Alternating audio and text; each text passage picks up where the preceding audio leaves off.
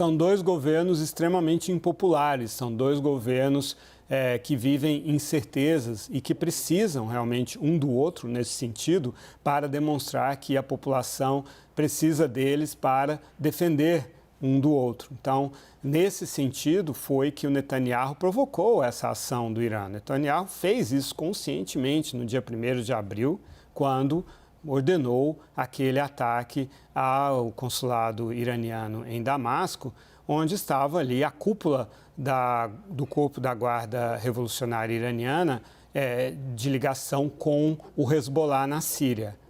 Eles eram os responsáveis por essa ligação importantíssima. Hezbollah é uma força extraordinária também, considerando que não é uma força estatal, é um Estado dentro do Estado, calcula-se 100 mil combatentes e 150 mil mísseis e foguetes. O Hezbollah está lá esperando a vez dele de entrar. Esperamos que não entre nessa guerra, porque seria uma escalada brutal realmente. Então, de um lado, você tem esse regime iraniano tentando demonstrar força interna e externamente, e também um governo Netanyahu que, quando acabar essa guerra, provavelmente vai cair, porque ele é muito impopular. As pesquisas mostram que ele iria para a oposição se houvesse eleições. Inclusive, o Benny Gantz, o general ex-ministro da Defesa, que está no gabinete de guerra, ele propôs, antes dessa atual crise, dessa nova crise, que são crises dentro de crises, ele propôs a realização de eleições em setembro, quando ele disse aí a guerra teria acabado,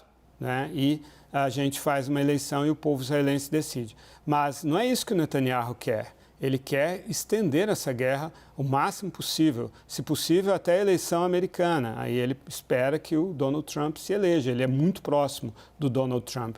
Foi ele, um assessor, um enviado do Netanyahu, que informou a um assessor do Trump, em 2016, que a Rússia tinha hackeado o banco de dados da campanha democrata da Hillary Clinton.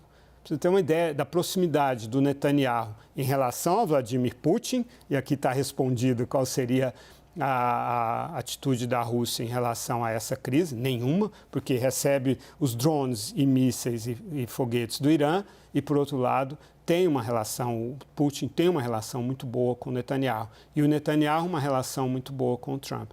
Então, depois de 1º de abril, desse ataque que provocou essa ação agora do Irã, veio, então, na quarta-feira passada, o ataque que matou, um ataque dirigido, bastante consciente, contra um veículo, um automóvel, em que estavam 3 filhos do Ismail Haniyeh, o líder supremo do Hamas, Ismail Haniyeh, e 4 netos dele, no dia em que Israel estava negociando a libertação dos reféns com o Hamas, exatamente em Doha, onde estava o Ismail Haniyeh.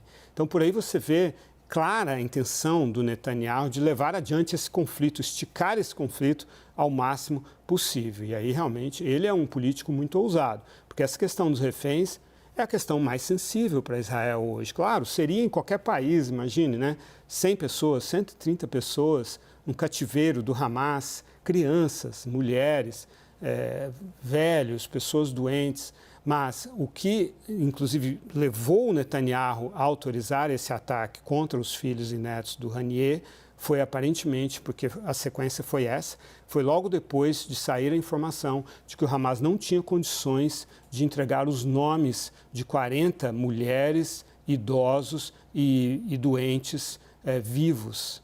Aparentemente, essas pessoas morreram, infelizmente, nos ataques, provavelmente nos ataques de Israel, porque quando Israel bombardeia o Hamas, está bombardeando também os reféns que estão juntos com eles, estão nos cativeiros deles, certo? E, aliás, Israel destruiu praticamente a faixa de Gaza, os reféns estão lá.